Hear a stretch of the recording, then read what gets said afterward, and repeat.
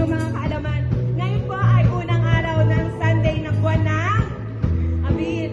At tuwing every first Sunday po, sineselebrate natin, inaalala natin ang kabutihan ng Diyos na isinuko, ibinigay niya ang kanyang buhay para po sa atin. Hindi po ba parang kulang pa na yung galaw ng ating katawan sa umagang ito hindi po natin maibigay ng todo sa Panginoon.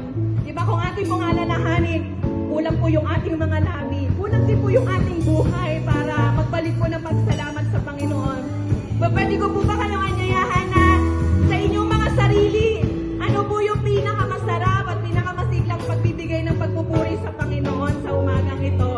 Amen? Sige po, samahan niyo po kami sa pagtugtog at sa pag-awitan.